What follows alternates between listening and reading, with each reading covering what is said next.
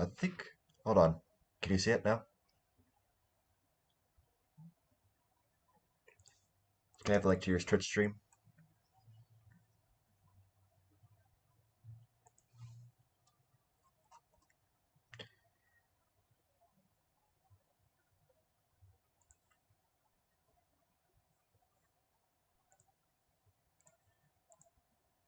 Okay. Now?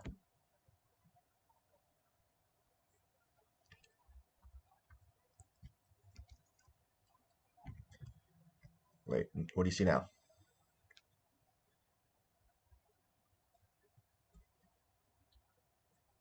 Okay.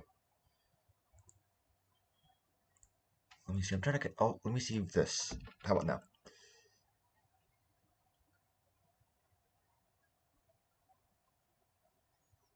Okay. Wait, hold on. I can see something on my end, so I just need to. Okay, you see Skyrim?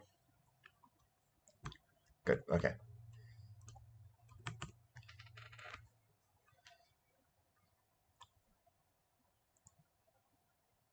I don't know. What are you thinking about?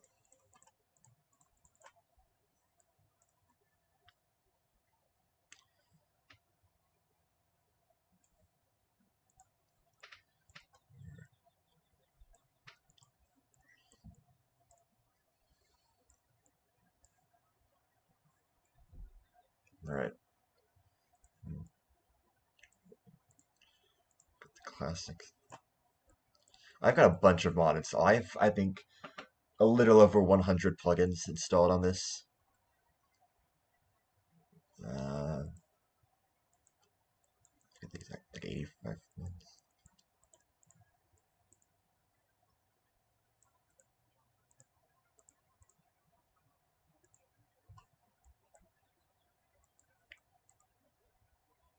Mhm.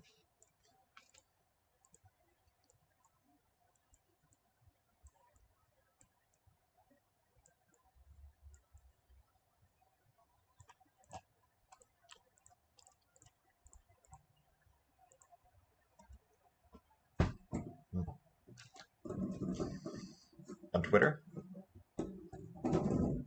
That's just Twitter recommending you random stuff.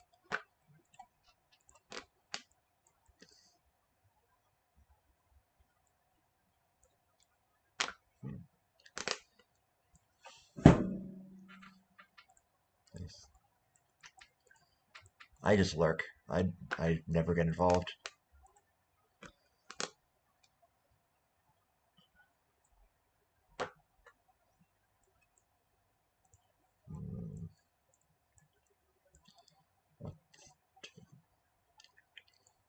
So what kind of build are you thinking about?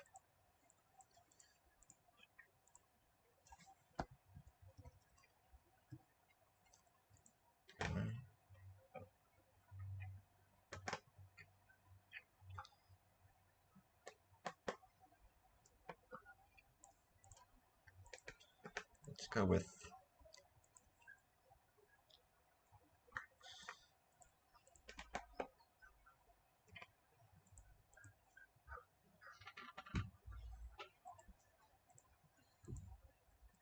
I'm gonna go with an Argonian. They're the cool race. I worship a tree. That's my thing. I worship a tree from space. As an Argonian. Proud Argonian.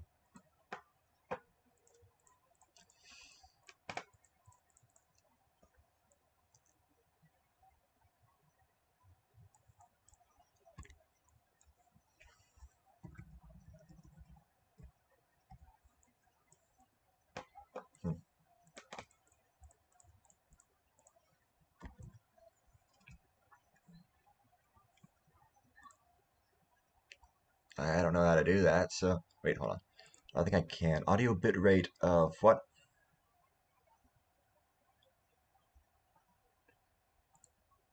And how do I change that?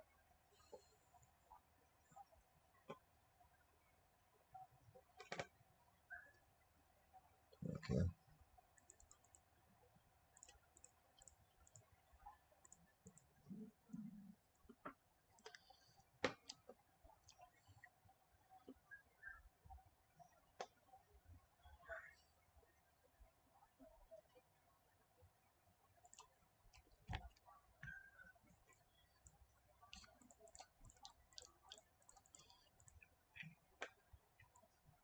output.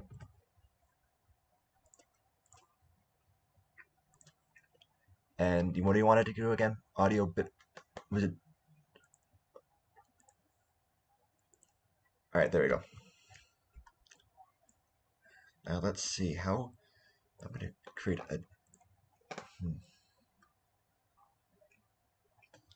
We're going to.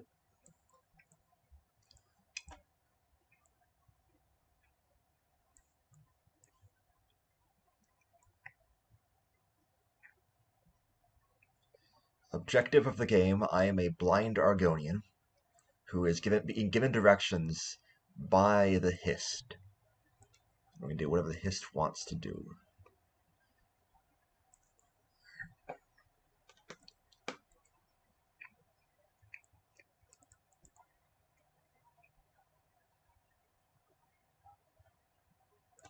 There we go. That's...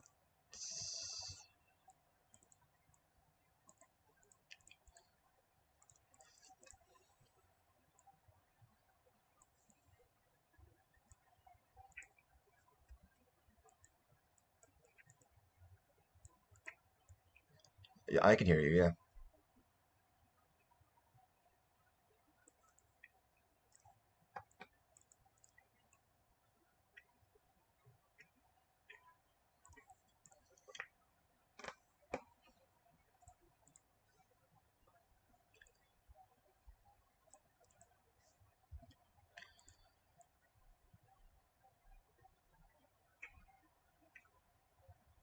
There we go. There's our Lizard King. Audio output settings on OBS.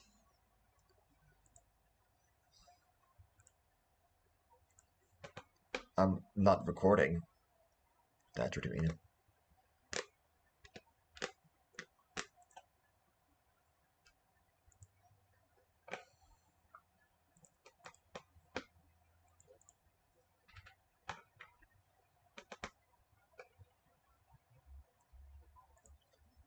I did not.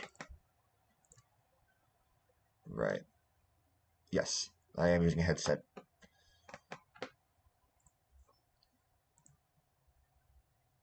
Okay, how do I...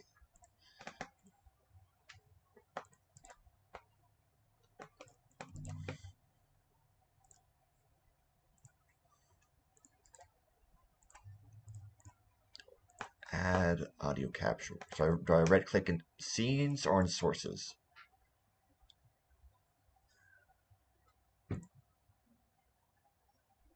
Oh, on the what?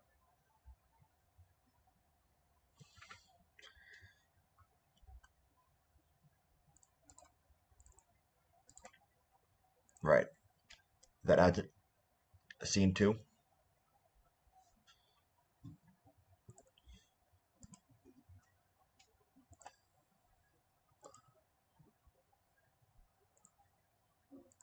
How do I do it? Did I right click and then do something with it? Was it in scene?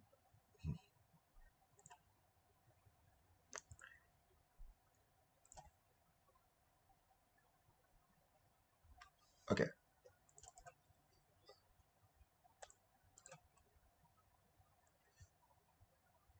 Okay, I got it. Yeah. Default device. Yes. Alright. How's it going now? Let me think. Let me just get. Yep. All right. I'm good. We're good. Sweet. Oh, this is. I mean, every first stream is gonna be. I mean, this is gonna have these problems. Right. Might as well go. Tyrant Lizard King. Okay. TLK for short. If I had played it, you know, if I had gotten into this on anything other than the Switch version, I would have played a lot more because if I could have gotten an arachnophobia mod, because this game is in some ways an arachnophobe's nightmare. All right, so let's go. Approach, my child. Alrighty. And choose where your new life shall begin. Who should we be? Okay, I should...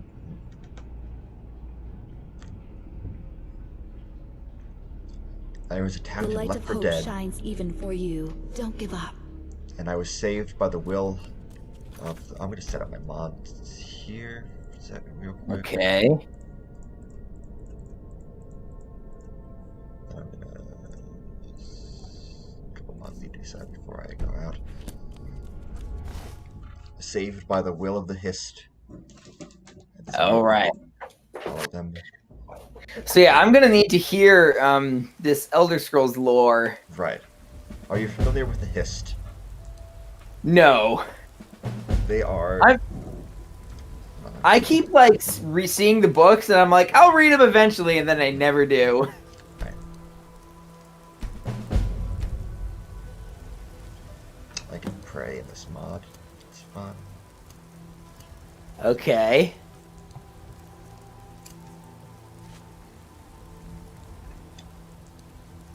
Yes. Take your gold. Oh, I also have a mod that adds nudity, so I'll just, you know. That's not gonna be YouTube friendly. Yeah. I'll try not to take anyone's clothes off. So, what I got no weapons. Alright, I'm actually gonna see if I can age restrict this, just to be safe. Right. Let's see. Settings. How much of Skyrim have you actually played, I was wondering? I've played a decent chunk. I played, I want to say about 12 hours. I did a couple of the main quests. I can't remember exactly how far I got. I think I went out of my way to meet Tembo Whitearms. Just because I love the Star Trek episode that's referencing. Take a look. It's not gonna come in. All right then. Alright. So, gotta get a weapon. You don't have. You have a. What do we got? Doesn't look like it'll let me.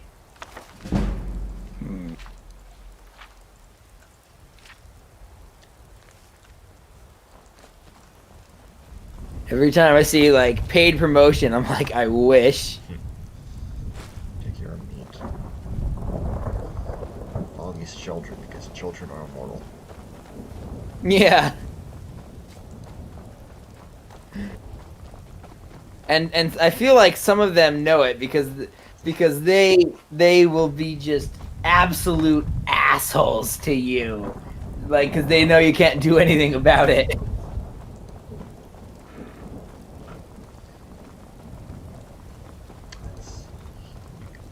I guess I should figure out what kind of weapon I should use.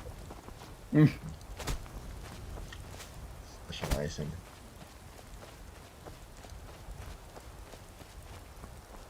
For some reason, it always bothers me when fantasy stories use just like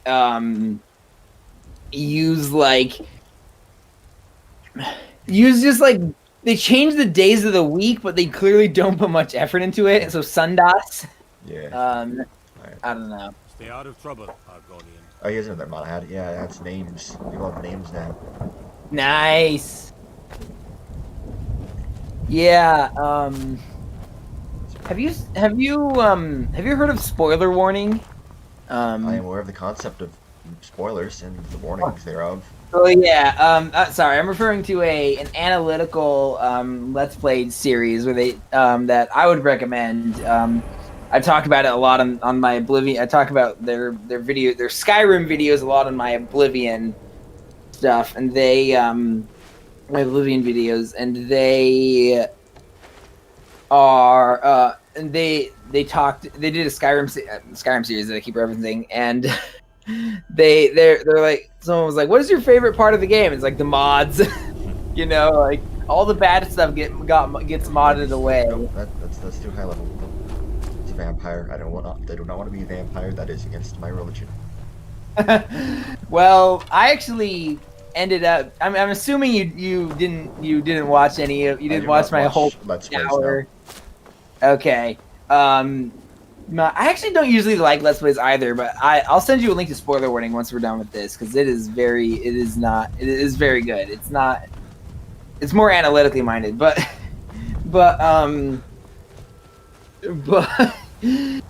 I ended up becoming a vampire in my series on my Oblivion series, and it was fun. I actually recorded but didn't end up making public a Morrowind video too. There was like a bunch of weird stuff that happened that made it like. Yep. Well, yeah, that's true. When I played it, I realized, like this feels more like New Vegas. This feels more like playing New Vegas than, it's more like Skyrim and Oblivion have like this, kind of like fun, adventurous, but like not as like I don't know how to describe the difference. It felt like this feels more like Fallout 4 or Fallout 3 and Morrowind felt like New Vegas to me. It felt more like Pillars of Eternity or something. Which is it's weird that bothered me when I played it, but because I love Pillars of Eternity and those types of games, but it's just like it's a different mindset, a different mood I gotta be into to play those games. Though actually, it's funny you mention that because Morrowind and Skyrim are the only Elder Scrolls games where you're not just a total rando. Where you actually have some significance in the world to begin with. Well, I mean, yeah, you're in all of them. You're the hero, and that actually means something other than the player character in Elder Scrolls lore. The hero being someone who can essentially change destiny and is unaffected by destiny. Yeah, I heard that they talked. Most of the stuff I know about Morrowind comes from this. That's what I've been watching. Where apparently in Morrowind there's like some ambiguity about whether or not you are actually the chosen one. Yeah. Yeah. Whereas in this game it's like, you're the Dragonborn. Can I take his clothes off? No, I wasn't able to restrict it. Ah.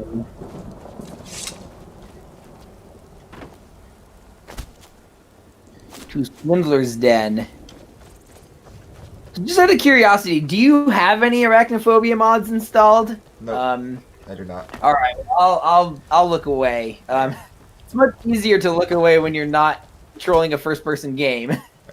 Honestly, I think the arachnophobia mods are actually creepier than the actual spiders because it's still spiders. It's just they look like Spider-Man or whatever. Oh, well, I've seen mods that just like replace them with wolves or something. I mean that's one reason. That's like the main reason why I stopped playing this. Again, I was on the Switch, so I could not find any other mods. Like I was playing this on the Switch and like it was this constant sense. It felt like playing a horror game, but like not in a good way. Not in a like, but it felt like a horror game with it was all tension. I don't know. It wasn't designed like one, but that was that kind of stress.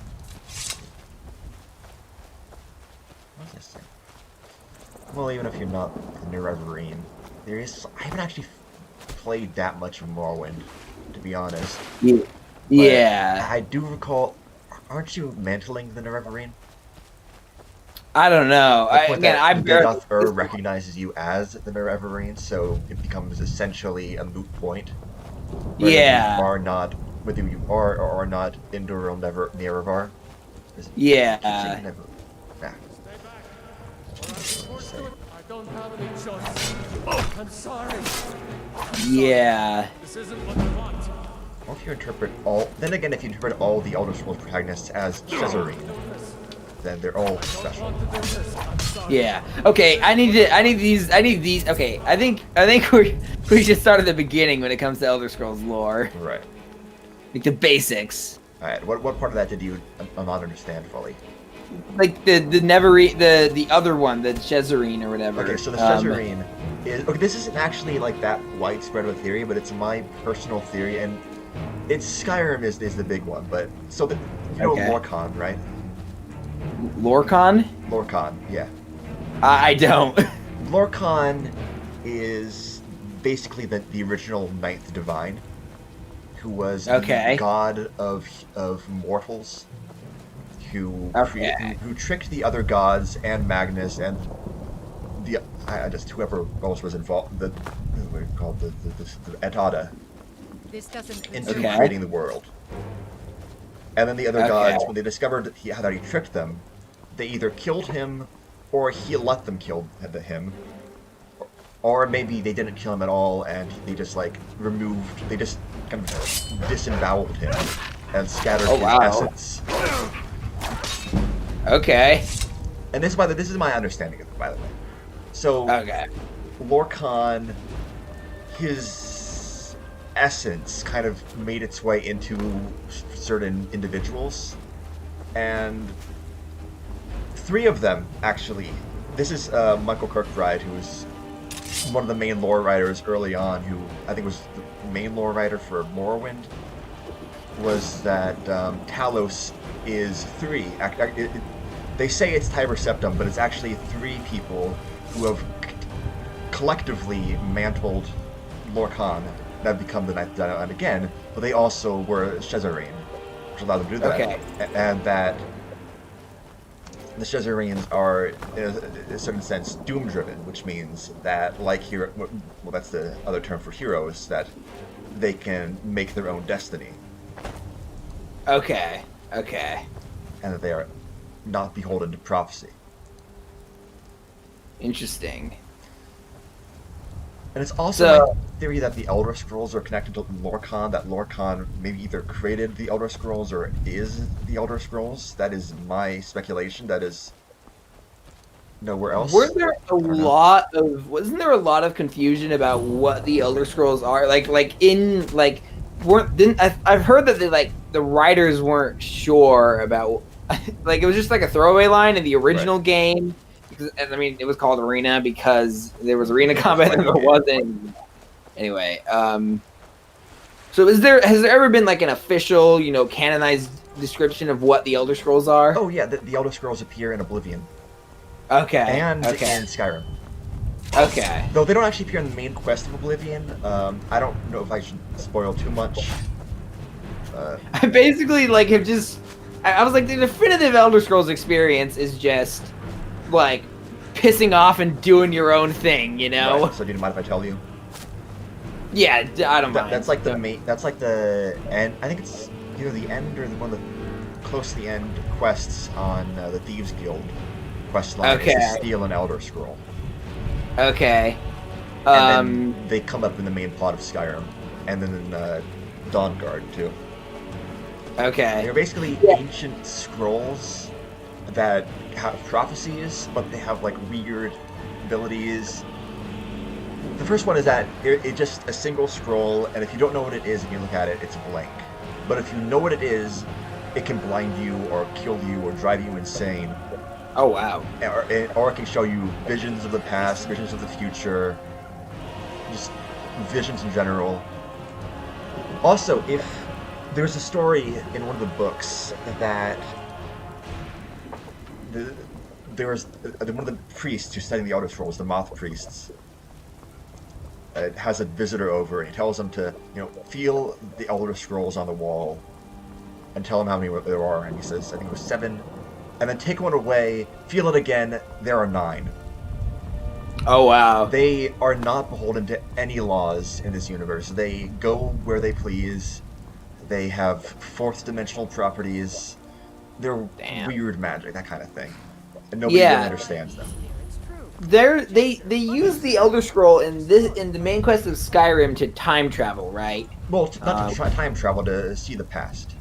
Yeah, to see the past. Yeah, I never got that far. Actually, the ancient Nords used it to send Alduin into the future, but they thought they were killing him. Okay. In fact, they were sending him into the future, which also time is an abstract concept in Elder Scrolls, and is only really exists due to the efforts of Lorcan and Akash.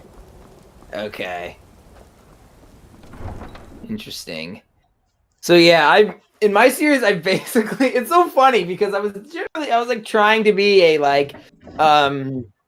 more like a moral upstanding type, and kind of was just trying to like be a self-insert, in Morrowind. I mean, sorry, in Oblivion. And then I ended up getting sucked into the Dark Brotherhood quest line. And it just you just have to murder someone, and then they just show up in the night. Oh, yeah, it basically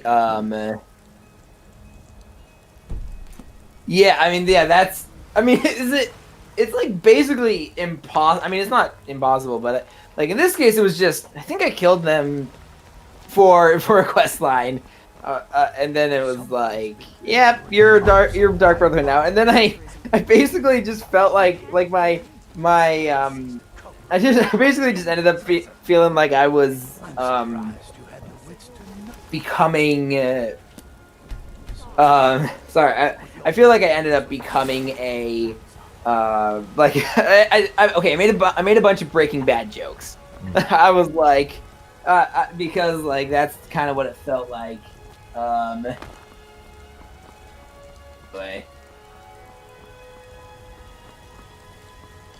Could have just said no. Be glad you're here in the city. yeah, that's true. That's true. And well, I actually did. I accepted the quest, but I wasn't exactly planning on doing it. And then I did it. I think because I needed money. One reason. Not for anything like important. I needed to buy a haunted mansion. I remember that quest vaguely. I liked it. I just love like the tropes it used and whatnot. But it took me so long to get 5,000 gold to buy it. Probably could have just stolen. I probably just could have stolen the key off of him. Well, maybe not. But then again, I wasn't super thief. I didn't have a lot of thief points, and then I ended up. I didn't have a lot of thief points, and then ended up just like I would have gotten caught and etc. And also, I was trying to be an upstanding character at that time. Think you can go blade to blade, and why not? 100 gold. Yeah. Why don't you come back when What? I'll be back when I have 100 gold. Because that's an early. That's a good way to get 100 gold and an early follower. Right there. Early, Cool. High level follower. Nice. Now, where was I? I could talk about the Hist. Alright. Yeah. Okay. The space tree. Space tree from another dimension. So Okay. Are you familiar with the concept of cultus? No. That the world in the Elder Scrolls is not the first world, that there are previous worlds that existed and were destroyed by Alduin. At least maybe destroyed by Alduin. Then again, never mind. But the Hist come from one of these previous worlds. They found their way to Tamriel. They colonized the southeast where Black Marsh is, and they essentially created the Argonians to act as their servants. Okay. And they're still there. The Argonians worship the Hist as gods. The Hist can kind of control them using their sap. They can give visions, and they can give orders to some method. It's not exactly explained how. When the Oblivion Crisis happens, when Mehrunes Dagon attempts to invade Oblivion, invade Tamriel, the Argonians are the only ones to actually fight him back completely. He is forced to call off the invasion of Black Marsh entirely because of how well organized the Argonians are because of the Hist connection. Okay. Well, one thing I remember being surprised about was that one thing I kept hearing about in the game's discourse. So this game was pretty. This one? I wasn't allowed to play this game when it first came out. I can't believe it's been almost a decade since this came out. But I wasn't either. But then my grandma got it for me for Christmas, and my parents were like, "Yeah, fine." It's funny because I remember this one time when I was really like I had this crisis about going to my friend's house and playing custom Robo, because it was rated T, and my parents were like, "Nah, if he's allowed to play it, you're allowed to play it." Like my parents were more lenient than I was. It's weird to think about now. And also weird that my younger sister is just like, yeah, I'm watching Attack on Titan. That show does slap though. Yeah. So this what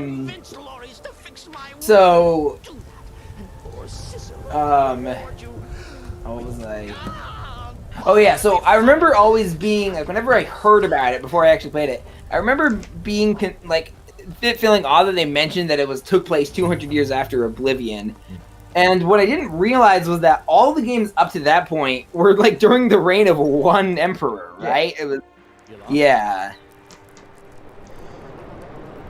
Oh, I remember this guy. Which guy? This guy? Yeah, this wheel quest. I don't know if I ever finished it, but Have you seen the man? yeah. You can have anything in there. War contraband, weapons. Fine, I'll take. You can tell Cicero I'll be along presently. Future Brad. Okay.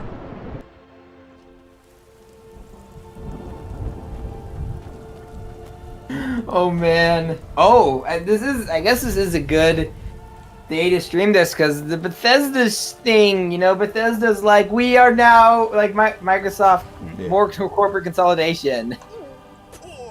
Yay. Well, yeah, they were bought by Microsoft a few months ago, I think.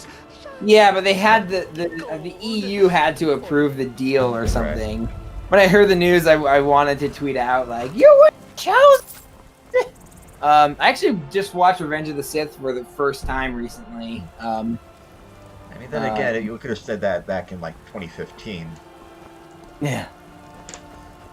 Yeah, it's It might just be the last good Bethesda game. That's pretty sad. Yeah, I'm looking forward to Starfield. I'm looking forward to figuring out what Starfield is.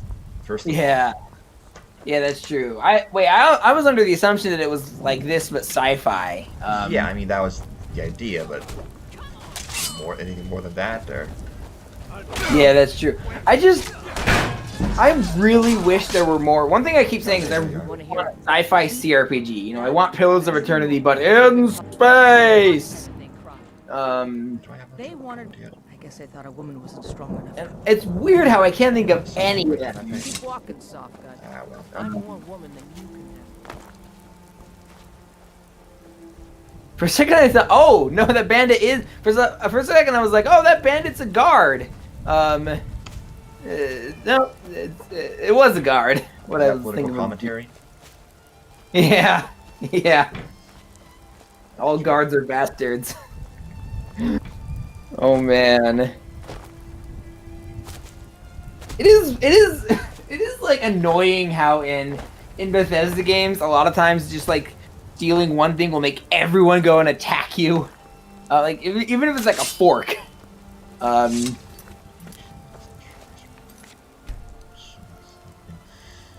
Scott, I have this mod on that changes a lot of the racial characteristics or whatever. Okay. And basically, for Dark Elves, it just adds this mechanic called Whispers, where it just sends you to kill people. Like, it just highlights random people and says, they must die. Oh, wow. Can you refuse that, or...? Well, you could just ignore it, but... Wait, hold on. What is Sacrosanct Vampires? That's my vampire mod. Okay, what does it do? A bunch of stuff. Adds vampire powers, mainly. Cool. Buffs vampires that I have. Let's see what else I have. I got my timekeeping mod, just that clock up there. Okay. I got more spells. I got camping mod. I got my death alternative, which lets you get captured. Another magic mod. I got my freeze to death mod. Got my. Okay. This is the one where it lets you step down as the college archmage. Armors. Interesting. That has a museum for all the stuff you find. Vampires. Yeah, just stuff like that. Yeah, the Is Sky UI the one with the clock? Like the No, Sky that's Matter of Time. Sky Matter of UI Time. is this thing. This Yeah. UI overhaul. Yeah, the clock is like it's one of those like now that you mention it, it's like that would be very nice to have. Yeah. In an Elder Scrolls game. I'm still wondering why. Like I get that these games take a long time to make, and I think a friend of mine once told me that that Bethesda has an unusually small development team for these projects. But like a decade since this, like that's a little bit long. Like it seems like a bit long. I think it's pretty long. They didn't actually start development, like any kind of development, in like 2016, I think. Oh really? Yeah, they were Even- focusing on Fallout 4. Oh. And then I think, well, also not only is it small, but I don't think are there any divisions of it? Like how Okay. Ubisoft, you have like Ubisoft Montreal or Ubisoft, I don't know, some other city in that place. I don't speak Yeah. its name. But no, Bethesda's just Bethesda. Yeah, and that's. I mean, I think it sounds like there are some advantages to that, to having a small coordinated team. You know, even if it takes longer. But yeah. Then some Fallout. They haven't really had a big release besides like. I guess besides the stuff with Arcane and Machine Games, and I'm sure there's something else I'm missing. I'm forgetting, but since Fallout 76, Right. we all saw how that ended up. Yeah, I've heard it's been getting better. I'm like really conflicted on the whole like we'll patch it when it's done thing. You know, like I get that, you know, at some point you gotta ship, you know, at some point, but I think patching after release should be a thing that like a last resort, you know. The other thing too is there's patching after release, and then there's changing the entire game post-release because you realize it sucks. Yeah, Like exactly. Cyberpunk. Exactly. Cyberpunk is good. It's a good game. The problem is the bugs. Right. So Yeah. they just fix the bugs. You know, just everything below that is good. It's a good game. It's Witcher 3 in the future. That's all I wanted. But then you have like Fallout 76 or Imperator Rome, or what else? You got No Man's Sky. That's the big one. Yeah. Where they just you should have taken a few more years. Yeah. It's what also bugs me is that, you know, didn't the CD Projekt Red got death threats, didn't they, when they delayed? Definitely. It's like, and so does No Man's Sky, and it's like, you guys like, first of all, that's terrible, and second of all, you guys realize that that they delayed this game for a reason. This is why the pressure to put it out the door is why these are so buggy on release, you know. Hey, Yeah. I don't get death threats for the ending of Evangelion. People Yeah. faced. Well, I watched a Folding Ideas video on that. It was an old. Anyway, and after I haven't actually seen any Evangelion, but I feel like the creator of End of Evangelion would be like, "You're proving my point for me." Yeah. From what I've heard is what from what I heard Evangelion's about. I should find something to do. Yeah. Besides Nordic parkour. This guy wants me to do kill some skeletons. I can do that. All right. Where is it? One thing, you know, like one thing that I've heard people say about Oblivion is that it's got really good quests, and I agree with that. Yeah. I heard about that going into it, but like they're good. I love it how they did one that's just kill a bunch of rats, and it's like, okay, here we go. And then you get there, and and then you get there, and then there's a whole bunch of other stuff that's added. I actually played, you know, when I played Baldur's Gate, there's an opening. There's like an opening kill X number of rats quest, and I was like, and I remember like playing it and being like, and being like, well, first of all, like, is this like the birth of that like quest type? And second of all, like, in the room that you go into, there are 2 cats. There are 2 cats. Like, why do you need me? You're cats. You're supposed to eat the rats. Anyway, Well,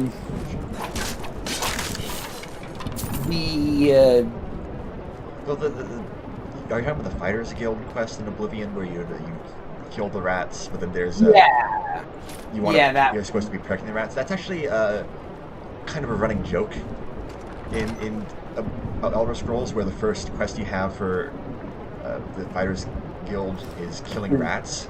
Okay. That was in I don't know if it was in Daggerfall. I don't remember that, but it was definitely in Morrowind. Okay. Yeah. By the way, have you heard of Avowed? I think so. That's Oblivion's. Oh, 15 gold. Thank you. That's Oblivion's. That's Oblivion's like it's basically, I've heard it described as Oblivion's Skyrim, basically.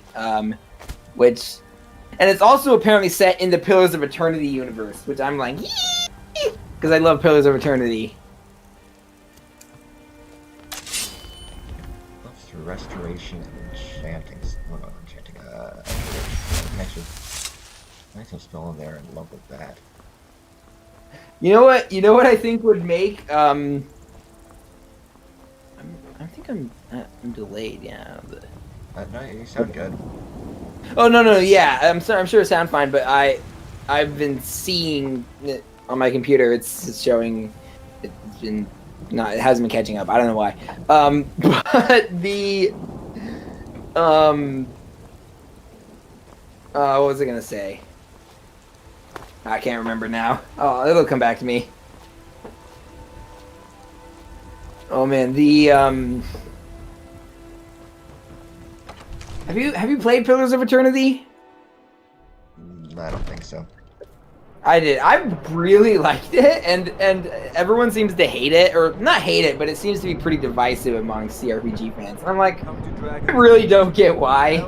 I guess it's kind of generic, but so was Baldur's Gate to an extent, but both Baldur's Gate and Pillars of Eternity have unique elements to their world that are on the surface, but you have to dig down a bit for. I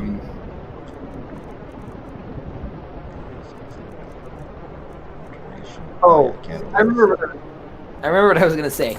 Do you you know what would make the quest in Oblivion even better? A dialogue system that wasn't completely asinine.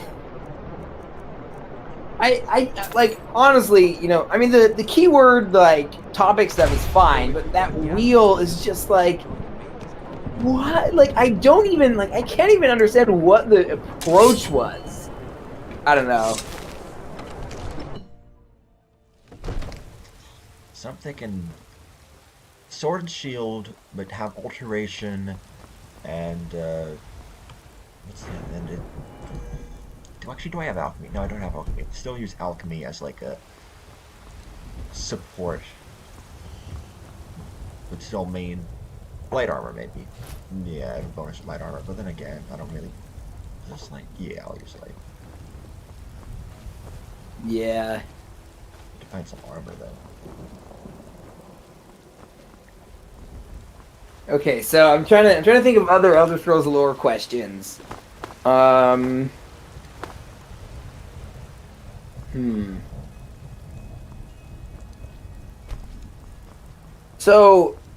I've heard a lot about Daedra, which are basically demons, I think. It's more complicated than that. Okay. So Daedra, I think it's Aldmeri, or it might be Elnothe. It's one of those ancient languages for not our ancestors. And it's Okay. processed into the Aedra, who are the gods, the divines, that is, Okay. who are our ancestors. And so when Lorcan tricked Magnus and the gods into creating the world, the Daedra are those who refused to help, who refused to give up a part of themselves, and kind of created their own worlds within themselves. And those are that's Okay. Oblivion, the worlds within. Well, that's the planes of Oblivion. Oblivion itself is space. Planes of Okay. Oblivion are the Daedra themselves, creating a world within themselves so as to better interfere with the world Okay. plane. And they're not all evil. There are, in fact, only a couple of them I think would actually be counted as evil. Okay. And then a few of them are kind of not good, but still beneficial or helpful, or just have generally lawful ambitions. Okay. What connects them all is that they're all Patamaic. They are born out of, in some manner, are part of Padme, who is the ultimate god of basically chaos. Okay. She may also be Sithis. Okay. So this is the Lady of Night or whatever. Or Right? God of Night. God of Night, yeah. Oh yeah, so this, and then there's the Dark Mother, who The Night Mother. Night Mother. Yes? That's what I was thinking of. It's unclear who. She was actually in Morrowind as a mortal, but then she's referenced in, I think. What was it? I think ESO mentions her as already existing, so it's unclear. But yeah, Okay. by the second era, the Dark Brotherhood being a split off of the Morak Tong, which a assassin's order in, I think it was founded in Morrowind, or that it's most strong in Morrowind. I'm gonna Okay. myself. What was it? Daedra. Right. So there are evil Daedra, there are good Daedra, there are in between Daedra. Okay. Interesting. Beirun's Dagon is one of the more interesting Daedra. He is kind of the most common, I think, the most commonly plot important, because he's the main villain of Oblivion and of Arena. He works with both Jägartharn and with Mancock Cameron to influence the Empire. He actually kidnapped and imprisoned the Emperor Ural Septim the Seventh for 10 years during the Simulacrum. Oh wow. But he's actually a really interesting character in his own right, because he essentially wants to destroy Tamriel because he created Tamriel in a sense. So there's a whole Kalpic cycle where Alduin destroys the world. And Beirun's Dagon used to be a more peaceful Daedra of change and revolution. It was kind of more positive. They called him the Demon Leaper King. But he had kind of a soft spot for the mortals and parts of the mortal world. And so whenever Alduin would destroy a world, he would hide it. He would hide part of it to protect it from Alduin. Okay. But then Alduin found out and punished Beirun's Dagon by forcing him to become a god of destruction. Interesting. So that's his. So he wants to destroy Nirn essentially, so he can return to his original form. Okay, so he goes from like Zahir. Have you seen Legend of Korra? I saw the first 2 seasons. Okay, the first 2 seasons were bad. The third season gets much better. Zahir's the antagonist of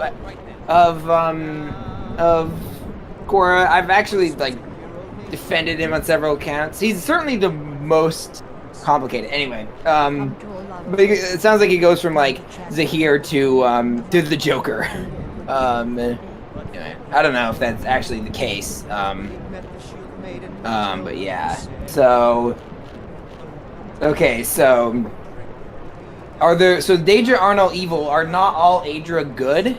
The Aedra are they're more good. They're more lawful. That's the idea. They're not all necessarily good, but they're lawful, and they. So it's less, to use D&D terms, less good versus evil axis and more lawful versus chaotic axis. Then Okay. again, there's Meridia, who is definitely very lawful, and Jigalag, who is the definition of lawful. Okay. So it's more common, but that's it. No, the explanation is that I think the Aedra are a mixture of Anuic and Padamaic, and Anu being basically the antithesis of Padme, the god of order. Okay. Okay. And there's a whole thing about Anu being certainty, Padme being nothingness. So this world is the combination of the two, and therefore is possibility. Okay. Perhaps, maybe. That's this world. The essence of could. So Nirn is the name of this current world? Nirn is the world. Mundus is the dimension.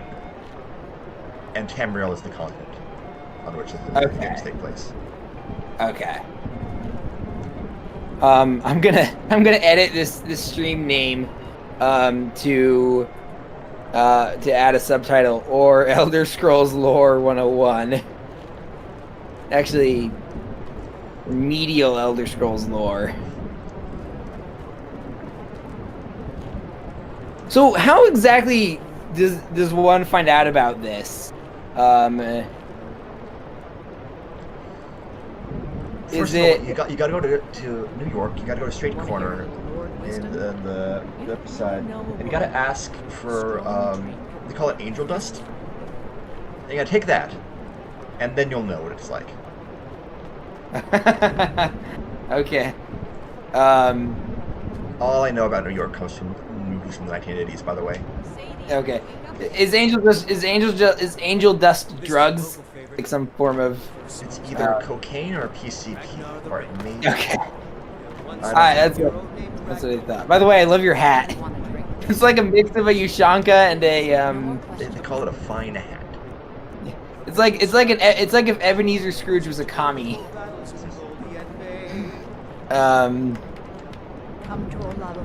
Wait, did you talk to her, or did she just like? Oh, was she just do no, like gardening? I sat down. Okay. And she's a waitress, so she tried to come find me. Okay. They did the guard thing of, your camera is mine now.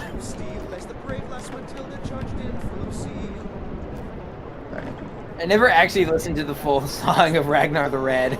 Oh yeah, guys get his head cut off, but how's it coming? That's the purest Nord story. Is Yeah, exactly. Guy talks shit, gets hit, get his head cut off. Hooray. Yeah. The end. Yeah, exactly. Exactly. Oh man. Okay, so Alduin is neither Aedra nor Daedra, I'm guessing. He is Aedra. He is a god. Okay. Well, he is an aspect of an Aedra. He is part of the triumvirate. What's the word? Triune deity that is Akatosh. Where you have Akatosh being... Well, you have Anuel, who is the beginning, Akatosh, who is the middle, and Alduin, who is the end. So like, I mean, there's probably complexities here because I don't know much about Hinduism, but first that was Brahma, Shivu, Kali. Brahma, Vishnu, and Shiva. Or Shiva and Kali. Other way. Okay. Yeah. Again, I'm not one. I am obviously not, Hindu, and I definitely don't know much about it. But I know that's like the basic service level comparison. But then again, it's all in Skyrim. Parthenox, who by the way is played by Mario. Yeah. Calls Alduin the eldest of Akatosh, so he could have been a creation of Akatosh. But then again, some of the lore implies that Akatosh is a creation of the Kalpa, as he only exists in the Kalpa and did not exist before, whereas Alduin has existed for many Kalpas since possibly the beginning of time. So it's unclear as their relationship, but there is a connection between Akatosh and Alduin because they're both dragons. Yeah. Okay. Could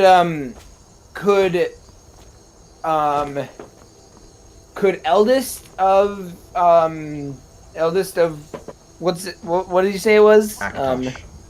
So could eldest of Akatosh mean like the oldest incarnation, like he was the first to split off or something? Perhaps, but then again, he's also characterized as being the final state of Akatosh. Yeah, I like the ambiguity of this. Like, I mean, this is kind of. The series does not have absolute answers about things like that. You know what the characters know, and this is a theory. Exactly. Yeah, but But then again, my theory is that the whole thing about Lorcan tricking Magnus into creating the world, that was the beginning of the universe, and that everything, all the Kalpas have been repeating that. Okay. Or at least starting off that point. It's not a complete reset. They go back to the creation of the Earth. So everything that happened up to then still happens. That's my theory. So how does how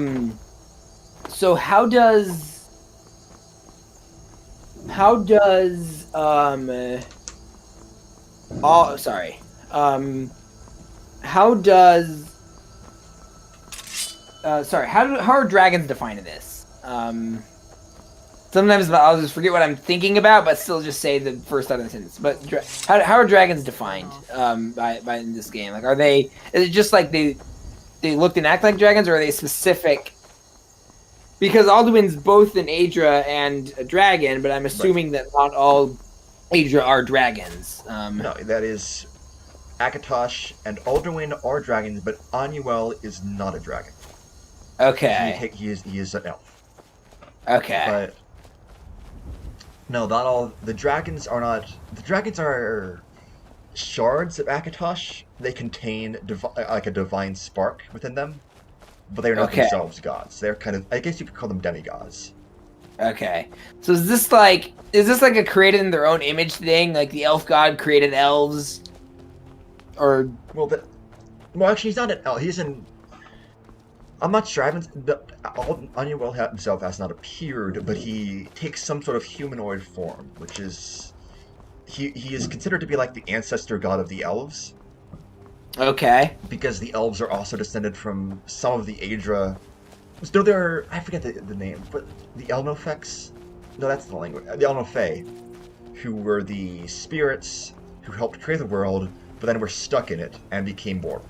And all life, well, actually, all men, all elves, all beast folk, except maybe the Argonians, are descended from those spirits. Okay. And so Anuel may have also been one of those spirits in some way, who became associated with Akatosh. Okay. Why did you say maybe the Argonians? Because the Argonians were created by the Hist. Oh yeah. But is the Hist? So sorry. The reason I ask is it sounds like there's no ambiguity there. So but this is one of the things that. Usually a lot of this stuff comes from myths. Okay. And there are some things that myths agree on. Most importantly, that Lorcan tricked the other gods into creating the world. Basically, every single myth cycle that's presented in the Elder Scrolls universe agrees that Lorcan tricked the other gods into creating the world. And they differ on whether that's a good thing or not. Okay. Interesting. In some ways, this kind of reminds me of A Song of Ice and Fire, or I shouldn't say Song of Ice, I should say Game of Thrones. No, I'm familiar. Oh no, I know. I just should say Game of Thrones because I haven't actually read A Song of Ice and Fire. I've only seen the show.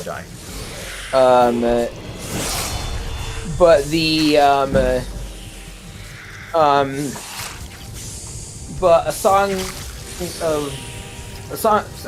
of Ice and Fire is like the gods in it are similarly, ambiguous as to whether or not. Oh boy!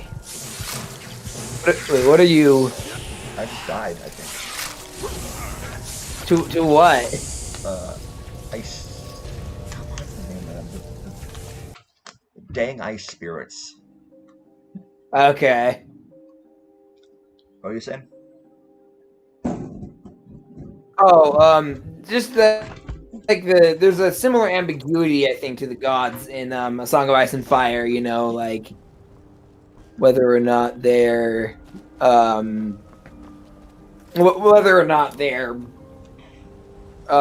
real or whatnot. Well, in the Elder Scrolls, Could they're just be real. mad. That's like not. Yeah, that's true. That's they true. They Maybe I guess. definitely exist in some form. Yeah, but there's yeah. I guess it's true. It's more, but it is more ambiguous still. Right. So there are the Aedra, the Daedra, and then there are other deities. There are the elf gods, who are the ancestors who kind of still exist as like powerful spirits. Okay. There are the Redguard gods. Who Okay. have some overlap. There's a Khajiit pantheon. There's I think, what other pantheons are? I think that's about it. Oh no, there are elves. The wood elves have their own pantheon. All of them have a lot of crossover, and it's unclear as to which of them are real, which of them. Well, I think both are all real in some aspect, but who is who, which is which, and that kind of thing. Okay. And then there's one of the gods, and there's kind of, ancestor worship in some ways. And there's, like, well, the elves are mainly ancestors. That's the elf worship, that's kind of common in all elf folk. Okay. The worship of the ancestors in some form. Okay. And that's what the high elf gods are mainly worshipped ancestors in that way, but extremely powerful ancestors who, from like really old, and from the important. Age of Myths, who knew the gods personally, who had incredible powers. Okay. Like, I think it was Xerxes was the scribe of Akatosh. Wait, Xerxes? Xerxes. Like Xerxes? Xerxes. Okay, I was like the Persian. Did it just like straight up steal the name of the Persian king? How much actually? This is interesting. How much do you know about the Achaemenids? Yeah, I don't know that much either, but I don't know. I'm really interested in them. Like just their, like the more I learn about them, the more I'm like, are we really glad that the Greeks won? You know, like I don't like either of.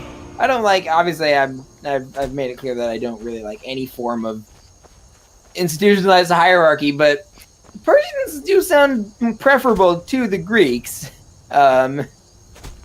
Anyway, just as certainly would have been better to be a woman in the Achaemenids, the empire, than than Athens or Sparta. Well, Sparta would be better than Athens, but well, yeah, Sparta, yeah, that's true. It's hard. It's like hard to do worse than Athens. then again, the Romans were better than the Greeks too. At Yeah. least Imperial Romans. The Republic, the Empire is better for women than the Republic. Better for women and better for slaves to be in the Empire than in the Republic. Yeah. Have you seen? This reminds me of Have you seen Sean's video? The YouTuber Sean on Stefan Molyneux's Fall of Rome, where he just like I think. Oh man, it's so.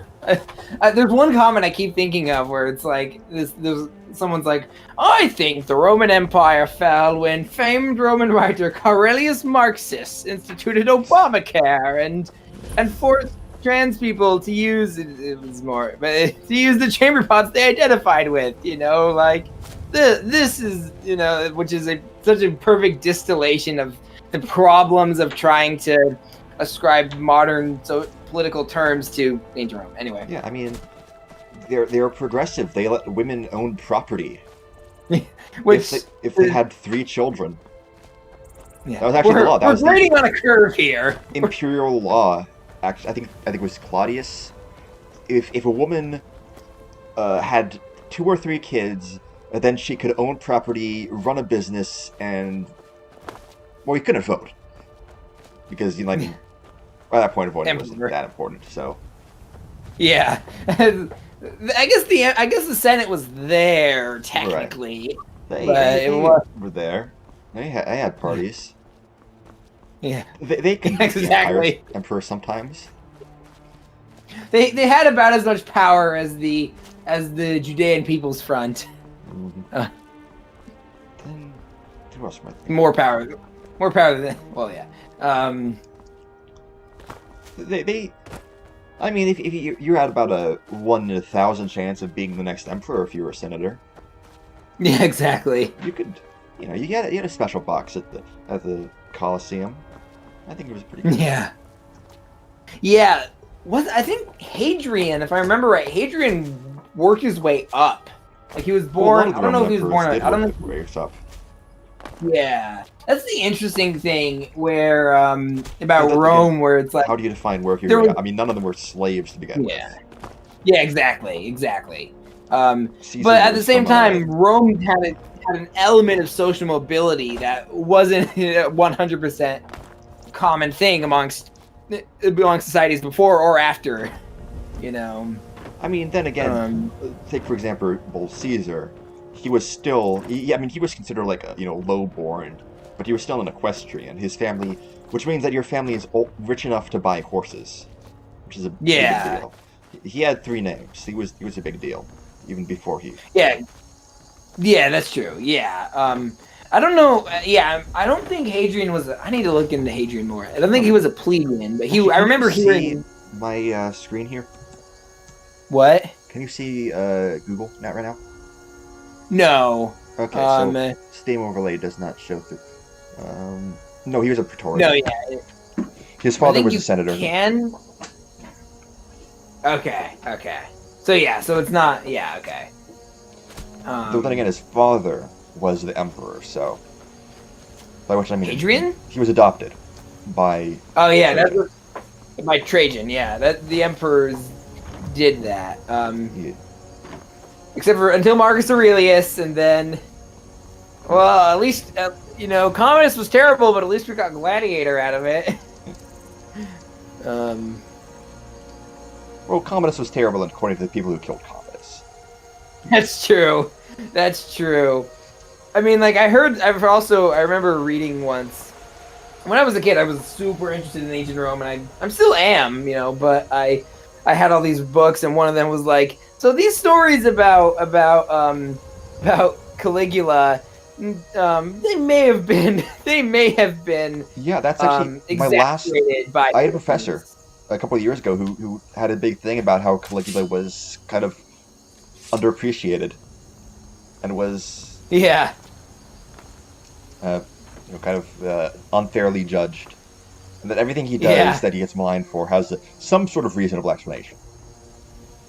Like the whole invading Neptune thing was, at least his theory was that he wanted to invade Britain, but there's a mutiny in the ranks, and so he just tried to save face the fastest way he could. You're like, oh, this is a show of force against the gods. Yeah, we did it. We win. Let's go home quickly. Yeah, exactly. It's like the guy who ordered the sea to be given 100 lashes. Right. Can't remember. Was that a Persian king? Yeah, that was Xerxes. Okay. At least according to the Greeks. Yeah, again, those stories are generally a good idea to take in mind that they have at least get grain of salt, basically. So, there's an old saying that history is written by the victors, and that's not true. Yeah. History is written by the writers. Yeah, exactly.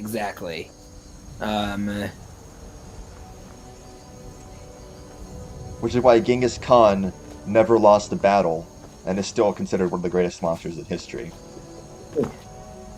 Yeah.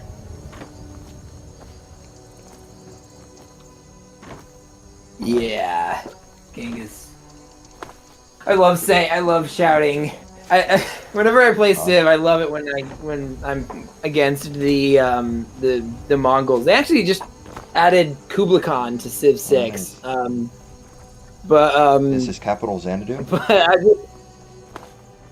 I don't know.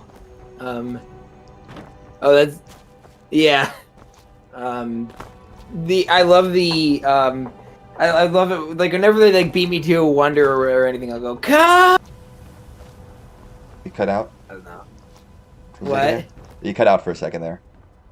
Oh, whenever they beat me to a Yeah, wonder. I know that part. You just cut out in the middle of the word. Oh, I got con! your picture. Yes, I understand the reference. Yeah. Oh, anyway, back to Elder Scrolls lore. Yeah, okay. So the Empire. So Yes. how old is it, and when? When did it form, and all that? The Empire presented in the series is the Third Empire. Okay. It was founded by Tiber Septim at the beginning of the Third Era, the end of the Second Era, Okay. who basically united all the. He used a giant robot to defeat the elves. That's basically the last stage of his conquest, and that's kind of the beginning of the Third Era is when he summons the giant robot. Oh, like he seriously did? Is that a joke? There or? was a giant robot, Okay. and Hopefully, I want to see that. Forget the Nords banishing Alduin. I want to go back and see that. yeah, it appears it's kind of the main plot of Daggerfall is that the Okay. giant robot shows up again, and we have to figure out what to do with it, Oh. Okay. and everyone just wants it. Yeah. And it's so powerful that it breaks time. And Oh wow. anyway, That reminds me of Pillars of Eternity 2, which you haven't played. It's not the same thing, but have you do you know much about the dwarves? no, I know very little. Aren't they like extinct in this? Yeah, because they became a giant robot. They Okay, found so they found the heart of Lorcan, who was, like I was saying, the kind of Prometheus. Think of him as Prometheus. Yeah. Okay. He created basically the world. Okay. So they found his heart in a volcano in Morrowind, and they experimented on it, and then they got invaded by an alliance of Dark Elves and Nords, and in a panic, essentially, that's one of the theories. In a panic, the creator, the guy who was the scientist who was experimenting on it, tried to use it to make himself a god. Make the dwarves into gods, and he ended up turning them into one god, who was a giant robot who was also a god. Oh wow. Okay. So they're all But so they all merged together to form a giant robot. That's the story of the dwarves. Anyway, Okay. the Empire. Is that the same giant robot that Tiber Septim used, or a different Yes, giant robot? same giant robot. Same giant robot. The Okay. Remedial. Okay. So Tiber Septim is worshipped as Talos, right? As like. He is one of the men who is worshipped as Talos. Okay. He merged. Talos is basically three men wearing a trench coat, pretending to be a god. Okay. And the Tiber Septim is the head, is the face. He's the one on top. Okay. And the other two are, I think it's Wolfhearth, and then I think it might be Eastmere. I think it is. Yeah. Okay. Are the three guys that became one of the Eastmeres, because Eastmere, there are many characters named Eastmere. I was gonna say Eastmere sounds familiar. It's I don't know if. Okay. And it's mentioned a lot of Skyrim because it's kind of like a popular set, by Eastmere, that kind of thing. It's just Yeah. because one of the Eastmeres is Talos, and that's one of my theories of why they say it so much. Is because it's getting around the ban of Talos. Oh yeah, Eastmere. I know it was something about that, but doesn't the Empire also worship Talos? Well, not by the time of Skyrim. It's banned in Skyrim because of the peace treaty with the elves, with the high elves. I sound like I do sound like a stormcloak sometimes. Damn elves. Damn elves. At least I'm not Pelennor Whitestreak, who was also the Chesserine. So the elves don't like the worship of Tiber Septim because of the giant robot thing? That's a big part of it, yes. Okay. And also because he's Lorcan, and the elves think Lorcan was an evil demon. Oh, okay. Because they say that they were tricked into becoming immortal, and Lorcan basically stopped them from becoming gods. They would all be gods right now if it wasn't for Lorcan. Lorcan stuck them on this crappy planet and this crappy existence. They just wanted to, like, fly or whatever. Okay. And they wanted to return to godhood. And Lorcan is standing in the way of that. It's funny that actually gives me flashbacks. You know that I told you I'm ex-Mormon, right? Right. One thing that's a big part of Mormonism is the idea that if you're like if you obey all the rules and stuff, you'll basically become a god once you die. And there's a great Mormon satire channel called Brother Jake. That he always says it like he calls it super awesome VIP heaven and doing cool god stuff. I don't know. I found that to be funny. You want to see Lorcan right now? Sure. There he is. He is the moon, possibly. Ah. Wait, there is the other moon. There are two moons. That's rough, buddy. Find the other one. No, there are two things. He either is the moons, in that he was cut in half.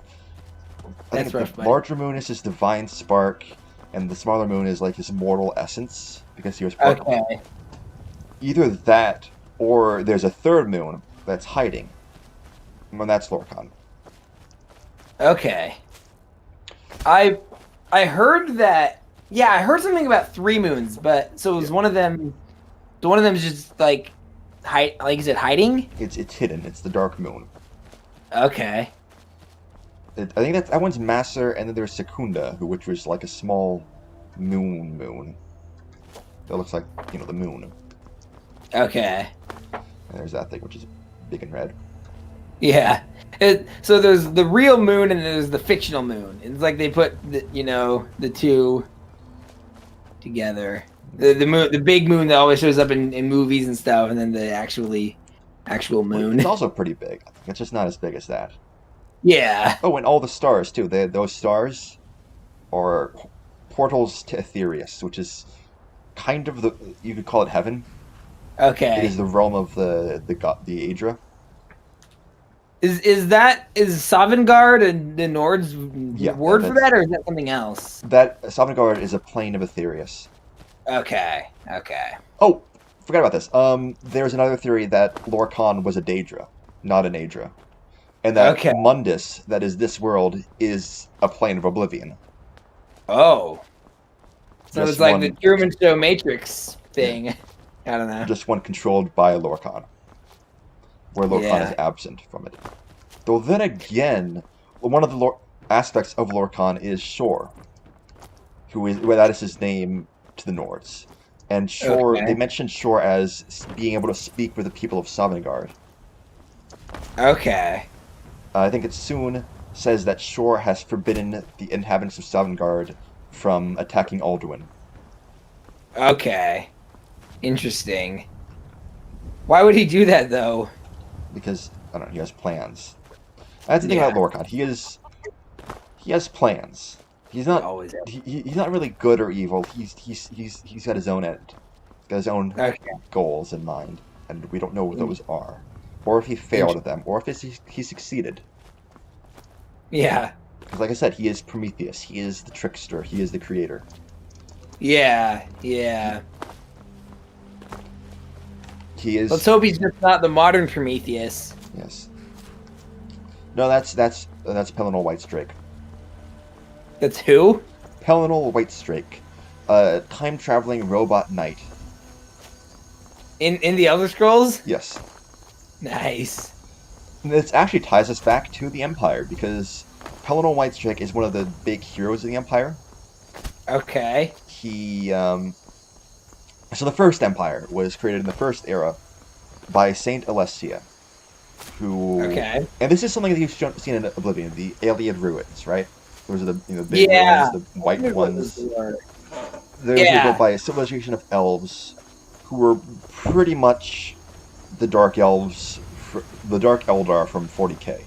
They slave people, they torture them, they do weird magic. They have something called like the Flesh Gardens. Oh. So they just did a bunch of weird shit. They worshipped the bad Daedra. Okay. They worshipped the Daedra whose name is the Prince of Rape. That was their god. So yeah, they were bad.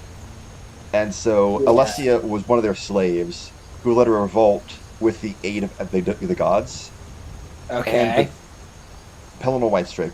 And then there's the Morehouse, who was a divine bull. Okay. And the father of Minotaurs.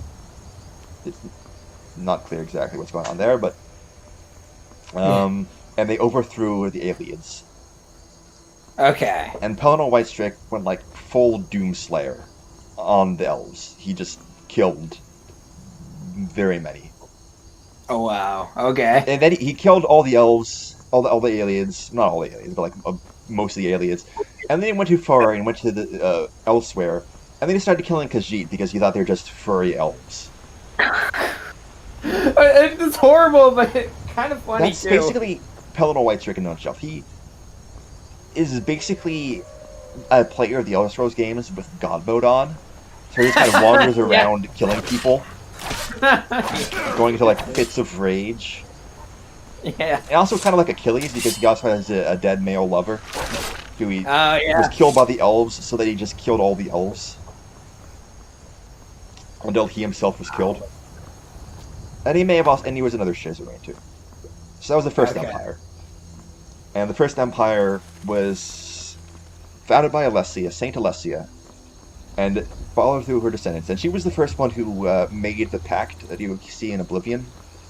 You know, the Dragon Fires and the Amulet of Kings. That was originally given to her. Her soul is at the core of the Amulet of Kings. That is the big amulet, the big core of it, the big gem. Okay. It is her soul. And then, so she's kind of remained behind on Mundus as the protector of the Empire and the guardian against Oblivion. And so, and there's a cult around her called the Celestian Order, which worshipped the, and that's actually where the eight divines comes from, where it was a mixture of the gods worshipped by the Nords, the Needs, who are the Nords who went into Cyrodiil and became a separate race, who are the ancestors of the Imperials. Their pantheon, and then the Elven pantheon, of the elf gods. And Akatosh is one of them. That kind of merged pantheon there, but the Celestian Order, So like Solus Minerva, you know, like what the Romans basically just mashed all the gods together. kind of. Yeah. So Akatosh is kind of that's another interpretation of Akatosh. That it's a mixture, a synthesis, if you will, of Annuel and Alduin. Okay.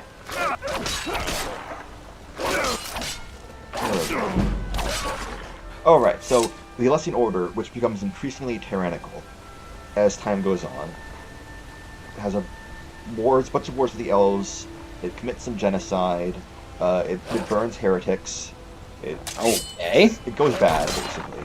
And then finally it collapses. And I'm not sure on this part, because this is the late First Era after it collapses. There's a period in which there is no empire. Because the Third Empire is the first empire that actually controls all of Tamriel. Okay.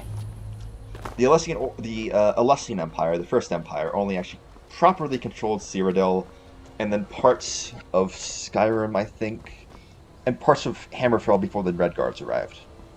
So this is way back.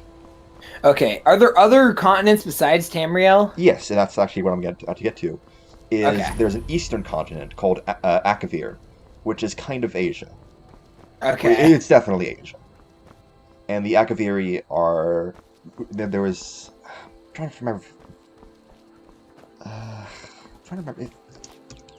think then there's... The Second Empire was founded by Riemann Cyrodiil, who is the namesake of Cyrodiil. That's what I was thinking about. Was he... I think he was either part... He has some connection with Akavir. Right, no,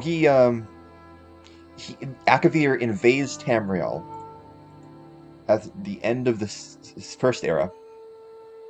Toward the end of the First Era. Invades, and almost conquers it, but then Riemann Cyrodiil unites a most of Tamriel against them. And he's a Dragonborn, by the way. He's one of the earliest Dragonborn. Okay. And he defeats the Akaviri, and a bunch of them are left over after the defeat. And so he basically assimilates them. Resistance is futile. He recruits them into his empire, and they follow him because he's the Dragonborn. And these are the Dragon Guard, who become the Blades, are the Akaviri who stay behind after the invasion, which is why they have katanas. Okay. So the Red Guards are those who stayed behind. No, those are the Dragon Guards. Oh, okay. Dragon Guard. Yeah, sorry. The Red Guards are what's the name of their Yokudans, who were from another continent from the west this time, which was destroyed because of a combination of magic, and maybe Lord Khan destroyed it. Maybe Lord Khan ate it. It's not exactly clear. Oh, wow. Maybe it was this race of elves called the Left-Handed Elves. Okay. It gets Are destroyed. all elves right-handed? Most of them are. I guess. Okay. Where are they? So then the Red Guards conquer Hammerfell and roll it. And it is not so much for them. They're basically the Nords, but from the west. Because the Nords are originally from a northern continent called Atmora. Actually, only the Beast Folk are actually from Tamriel. All the other people moved from elsewhere, because originally the world was one continent inhabited by people called the Elnofe, who I mentioned before as the spirits. But then in the first war where Lord Khan was killed, the continent was cut up into all the different continents, and each of them became their own type of people. The ones that we have behind are the Beast Folk. There was Aldmer, which is the homeland of the elves, which was to the south. There was Atmora, the homeland of the Nords, the Imperials, and the Bretons. Or at least the human side of the Bretons is the north, and then Yokuda, which is the Red Guards, is the west. Okay. So Yokuda's destroyed. All of the other continents are destroyed. Oh, all of them. Except for Akavir and... Well, Atmora is still around, but apparently it's completely uninhabitable. Okay. No life exists there. Wow. I think Vivek visited there, I think it was Vivek visited and said... Or was it Self-Facility? It was one of the tribunal visited there and said he found... It was just frozen kings. Oh. It's just gone. Now I want to go there. Is there any explanation of what happened, or? It froze. Apparently, there was some sort of climate change event, and it froze. Basically, like Greenland, where Greenland was settled by the Vikings in the 9th century or the 9th centuries, until until the Little Ice Age happened, and farming became basically impossible. Interesting. And then some people say that Tiber Septim came from Atmora, but that's probably not true. Okay.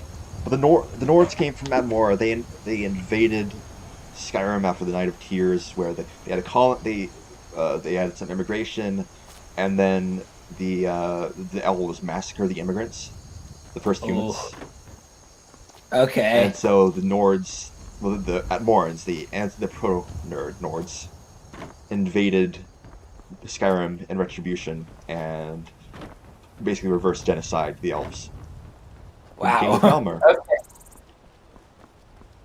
Became the Falmer. So Falmer, or the underground blind elves. Oh, right.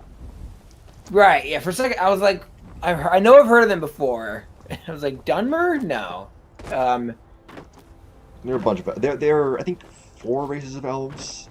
Yeah, there are the High Elves. There are the Falmer... Well, the player ones are the High Elves. I should say the Mer names. They're the Altmer, the Orsimer, who are the Orcs. The the Wood Elves and the Dark Elves. There are Okay. the Falmer, who are the Snow Elves. Okay. There are the Meomer, who are the Sea Elves, who are an ancient rival of the High Elves, who worship an immortal God King. Are they god? Like, what happened to them? Oh, the God King is... I forget his name. Organum, I think it was? Yeah, he basically just did a very powerful sorcerer who's a... Okay, what happened to the sea elves? Oh, they're still around. They just are at a different continent. Okay. Not a continent, like there's an island, the south of Okay. Tamriel, where they live. And they Okay, sometimes so- raid the south coasts. Okay, so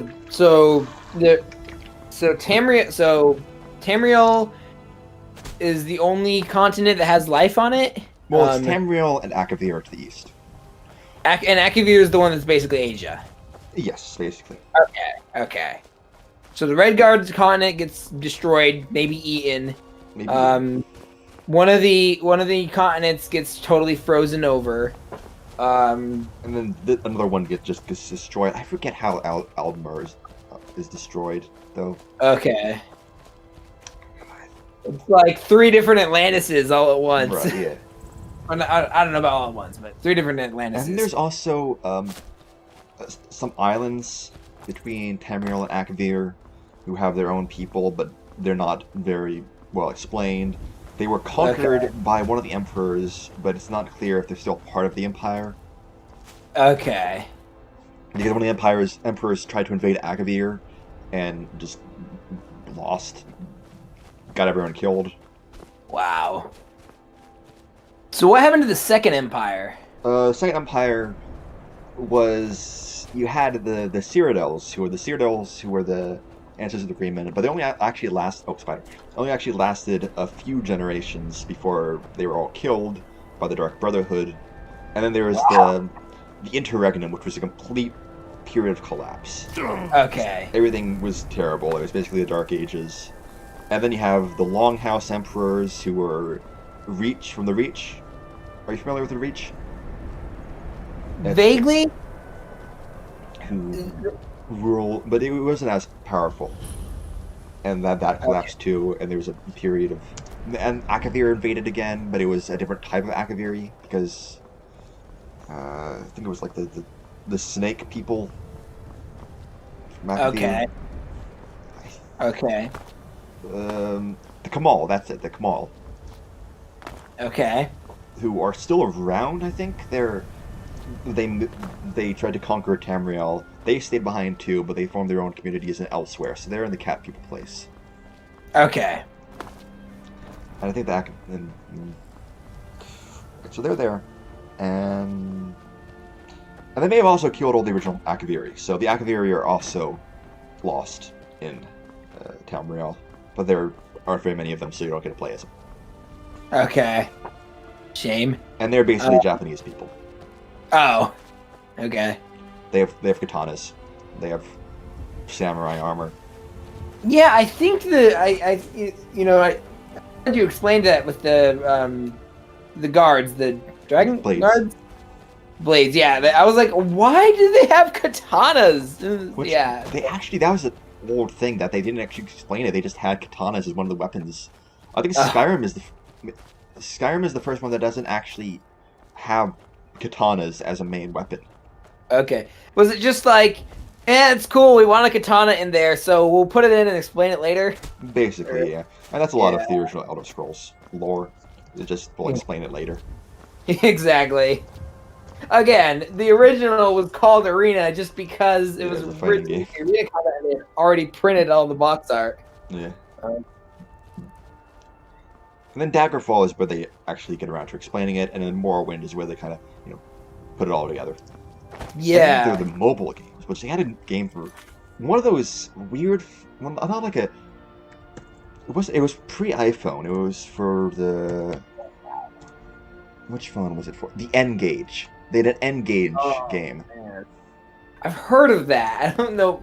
I basically know nothing about that. And they had the mobile adaptation of Oblivion, which was for wow. pre-smartphones. Jeez, I kind of want to. I've kind of got this morbid curiosity about that now. Yeah, it played on which phone was it? Mobile? Was it available for? I'm sorry. Your cursor in the game was like slowly slid off the screen. No, yeah, this is 2006. Okay. Think of the phones that people had in 2006. Oh my god. That's what they played it on. They had it on flip phones. But anyway. Now I'm picturing like trying to use WASD on like a BlackBerry keyboard. Oh man. Oblivion Travels. That's what it was called. Wow. They could like why that? Why not like the DS or something? No, it might have been pre-DS though. When was the DS like 2005? I thought 2004. I think is when the DS first came out. Yeah, 2004. So, yeah, the DS was around, but I guess they didn't get the licensing from Nintendo or something. That's true. They didn't want violent games on their DS. Then again, they also had Call of Duty. Yeah. I'm just thinking mobile games, just mobile games in general. It's that age of that age of ports is just so like mobile ports of the games. Mobile port of King Kong, I remember that. Oh man. No, but back to the Elder Scrolls. Yeah. What are you doing now? Good question. What am I doing anything for? I'm not even holding on a key. I just hit auto run. I'm just steering. Yeah. Sometimes I keep running into this thing in games where like I'll sometimes just randomly press a key and it'll move me in that direction. You know, press W and it'll move me forward, and I can't do anything about it. You know, I can't stop or anything. Yeah, so get stuck. Yeah. And I just press it again and it's fine.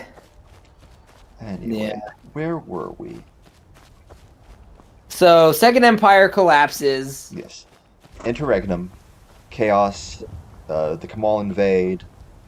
They invade again because they invade, but then a bunch of them hide in the mountains for generations, and then come down to try to take over again. And then there's the Alliance War, where Mana Marco, who's one of the most common villains of the series, who's an immortal lich, tries to summon Molag Bal, who's, like I said, the Prince of Rape, to take over Tamriel. And there's also a giant war between three factions. This is ESO. This is what goes on in ESO. Okay. Yeah.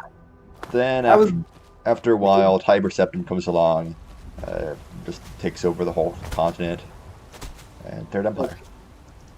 Is that wait? Hold on. I just realized. Is that why it's taking so? Is Elder Scrolls Online the reason why there hasn't been an Elder Scrolls? That might actually be part of it. Same thing with the GTA Online. Yeah. Wait, so is Elder Scrolls Online just like they just take Skyrim and edit it? Because that's what my assumption. That's what I. Oh no, it's a different. It's an MMO, so it's a different kind of gameplay style. Very different. I remember seeing that Greymoor, the newest Elder Scrolls Online expansion, had like a very gothic story. I think Google was like, "Hey, this is gothic. You like gothic and you like video games, so here's this story." Which is I think why it's the only one I got of the notifications. But yeah, I might check. Yeah, I wonder why I didn't think about that. I mean, like it's funny because it seems like Elder Scrolls Online is like a big game, you know, like it seems like a full-fledged Elder Scrolls game, but like it always feels like a side thing to me. I don't know. Yeah. Well, I just got Jennifer Hale for it, so I guess they're putting some effort in. Yeah. Speaking of the female Shepherd voice actress, how about the new Mass Effects?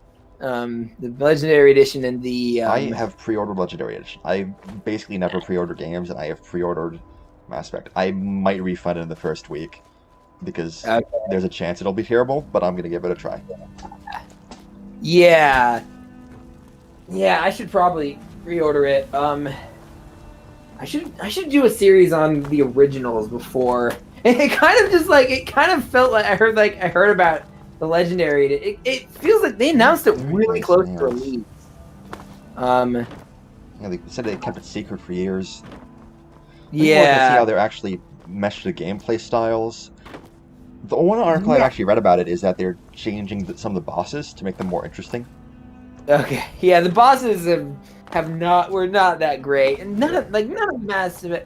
Honestly, the spoilers. I'm just gonna say spoilers probably for Mass Effect in case anyone wants to leave the stream because of that. Is anyone actually watching the stream? It's got two. Like, I think there's one person who is not an alt account who's watching. So hello there.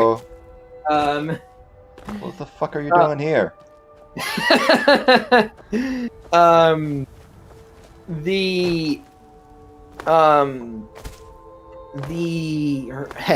actually might just be me. Like I'm just looking at it through YouTube Studio just to keep an eye on things and whatnot. And so it might just be that, but I don't. There were 3 people at one point, and so there was at least one person who was not at some point watching this. Anyway, but so the Reaper they tried to call their friends in, and none of their friends were interested. Yeah. I once was on like this Harry Potter role-playing thing, the role-playing forum. Okay. That I saw, and it got rated by 4chan, by which I mean one guy was like, "Hey, losers," posted on 4chan about it, and everyone was like, "No, just leave it alone. Just don't, just like." Yeah, exactly. You're too lame for 4chan to bully us. Think about that. Yeah. Yeah, exactly. Rannoch.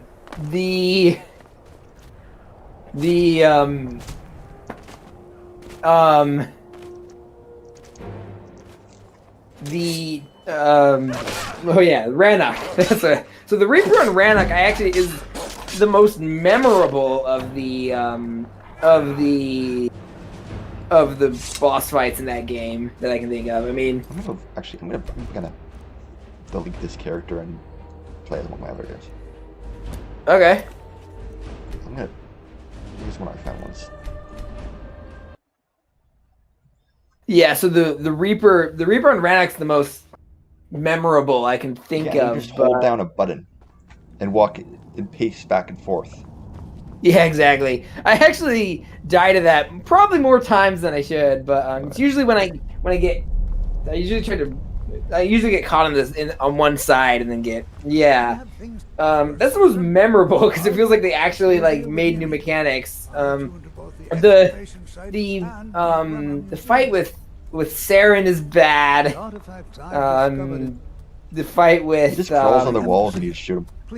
Yeah, exactly. The fight with Benezia. I mean, the combat in Mass Effect 1 is not good. By the way, do you know who says every enemies are everywhere there? That's because Kaden, right? What? It's Kaden, right? But I hear it when I hear it. I hear it even when Kaden isn't in the party. It's hunting you. Or maybe it is one of the enemies. Maybe it is, yeah, but it's like, but there's 3 of us. I don't know. It must be one of the enemies or something. But I had no idea. it's very strange. Mass Effect 1 is certainly flawed, but I do really think. I mean, I honestly just don't understand why people hate Mass Effect 3. You know, what? The ending. Yeah, I think the ending.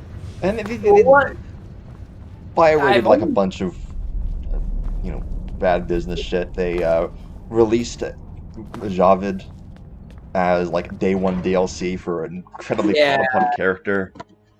I didn't even know about Javid until after I'd already finished Mass Effect 3. Oh yeah, same. Yeah, that's true. I mean, that's stuff I can get hating, but like some people. First Jimquisition episode I ever watched. was in Oh, wow. 2013 Mass Effect 3. I Yeah. remember it like it was yesterday. Yeah, I actually don't watch a lot of Jimquisition stuff. I think his there. Oh yeah, they came out. Yeah, I didn't know about. Yeah, okay. I think they're this shows how little I watched that. I watched them. They're I vaguely heard about them coming out, but I didn't know whether like if they're coming out as gay or trans or not binary or whatever. Anyway, I think their exact words were "trash girl from the gender dumpster." Yeah, so they're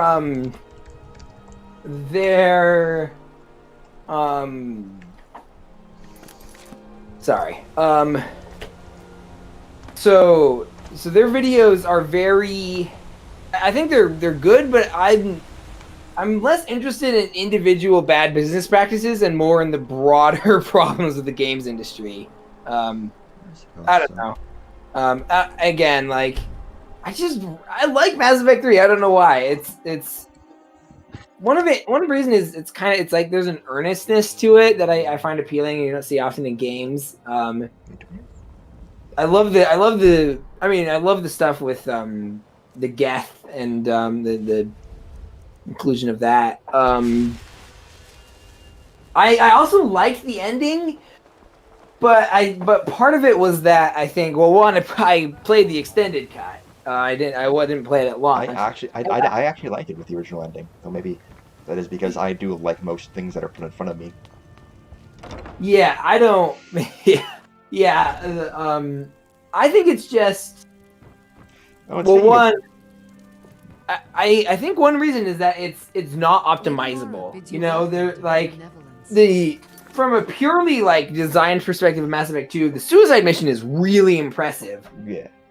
But I don't like how you have to just like to me it's not interesting when you can just optimize your way through it. Like I've never had someone die during. Well, okay, I've my first playthrough I didn't have anyone die. More*n died in the second playthrough. That's because I was like I messed something up, and then I went back and like started it over. That's way more like the whole choice at the end of Mass Effect 3 is way more interesting. The synthesis,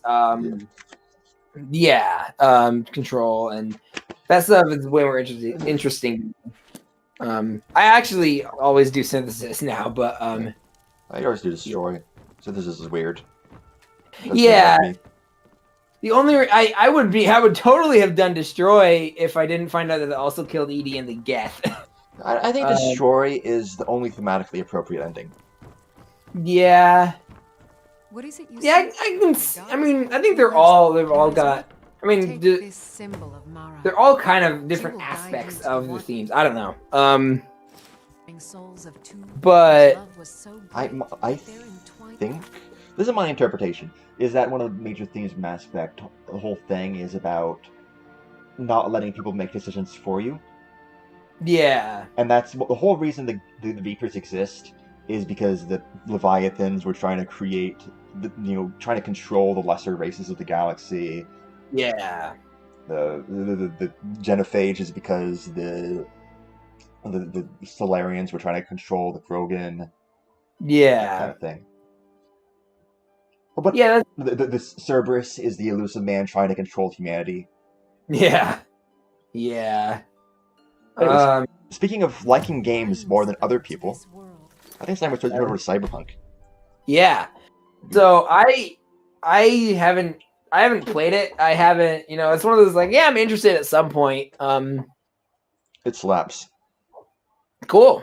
Yeah, I love, even like I love defending media, I love Skyward Sword. I will defend Skyward Sword. I'm so excited for the remake, the HD version.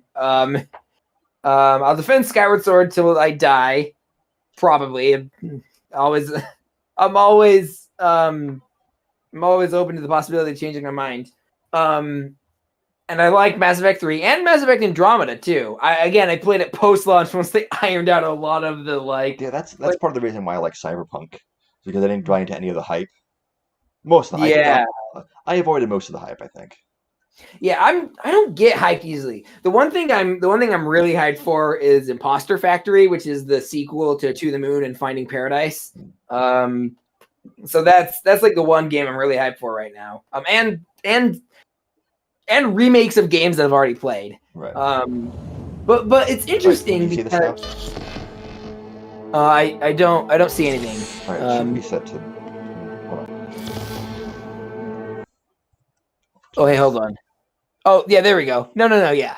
Okay. I see it. Oh. I was running behind. Hold on. Let me try that. Maybe just yeah. I played it on the PS4 first, actually.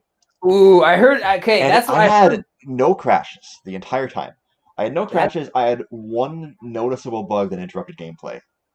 Okay. I have very good luck with avoiding like gameplay bugs. I don't know why. Yeah. Interesting. Yeah. The All right, can you see? No, I could. I'm turning it up again. See if But this- now I see it. Now I see it. Okay. I think it was just I was slightly buffered behind on my. Yeah. So I actually it's not actually okay. So I actually might have to go soon. I don't have to. We can do this. I'm just letting you know we might not get very far. Like how soon? Like I'm not sure. Like probably, honestly, it might just be in an hour, or it might be. I mean, I don't know exactly. I just want to show you my setup here. I'm gonna reload that save so I can show you this fight scene. We have guns. You have cyborgs. You have robots. You got like tech. You can hack people. And you can blind people using hacking. Okay. You know what my build is? You know what my setup is? What? What's your setup? I have a sword. Let's go. It's killing time! Yeah. Okay.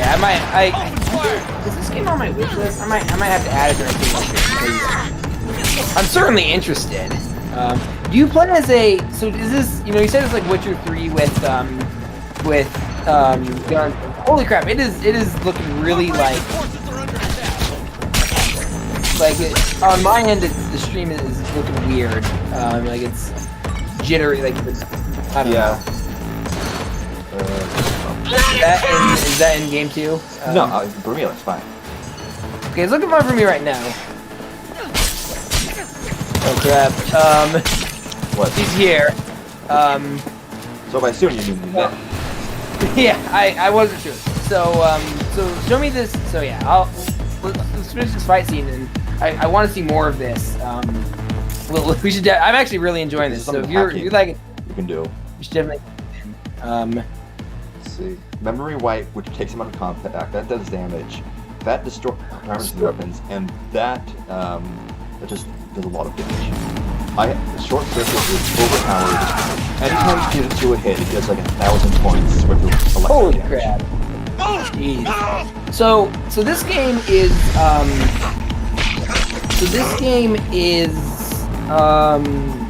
okay. So I've heard you said this was like Witcher 3, but with Cyberpunk. Yeah. Do you play as a pre-made character like Geralt, or do you? It's a custom character. It's a lot like Mass Effect, I believe. Okay. Because it's a character a lot like Mass Effect. You get like the 3 backstory options. You can make a base. There's no alignment really. Okay. You don't Paragon or anything. You just Well, that's good for me because I hate Paragon and Renegade. Well, it doesn't remember some of your choices. Well, yeah. But it's not really as obvious. Okay, well remembering choices I love, but Renegade and Paragon is like Darkside and Lightside makes sense for Star Wars, for Knights of the Old Republic, but it does not work for Mass Effect. That's one thing I actually loved about Mass Effect Andromeda was that they had a kind of binary thing, but it was like it wasn't. It's like personality, right? You can do, Yeah, it was more. It was like casual and formal and logical and emotional, basically. And so there isn't, you know, like Renegade and Paragon, I can see like being morally ambiguous, but it basically is just nice guy and asshole. You know, like nice person and asshole. Like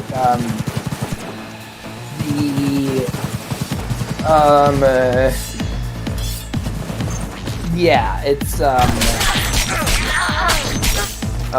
so that, I didn't like how it was implemented. And I'm not a fan of binary morality systems in games.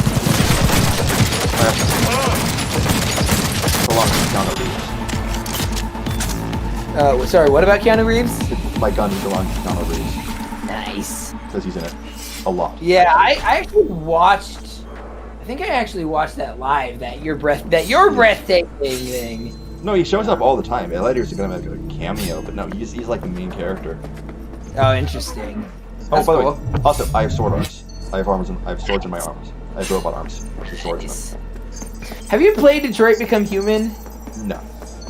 That is a game that I should not have liked as much as I did. It is. I heard it was like, it's the same guy who did like, Heavy Rain. The one with L8 Page. Yeah. Yeah,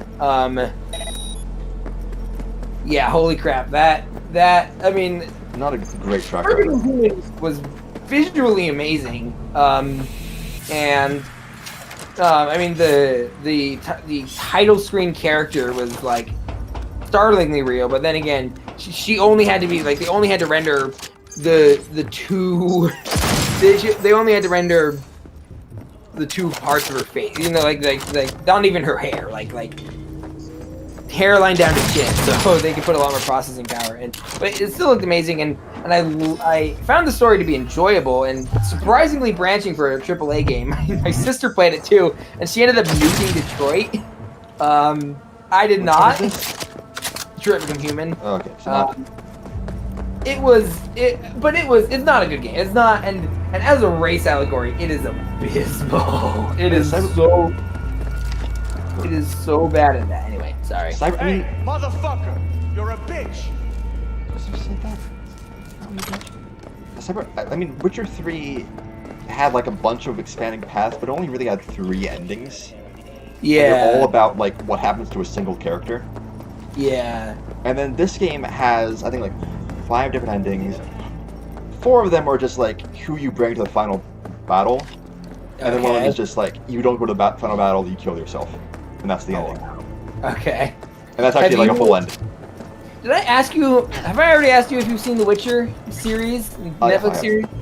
What'd you think? I thought it was pretty good. It was. Yeah, I did. I to put this as the best way I can. It's a throwback to when TV show was bad. It doesn't feel like a big prestige TV show like Game of Thrones. It feels like it feels like Stargate or Xena Warrior Princess. It just moderate budget,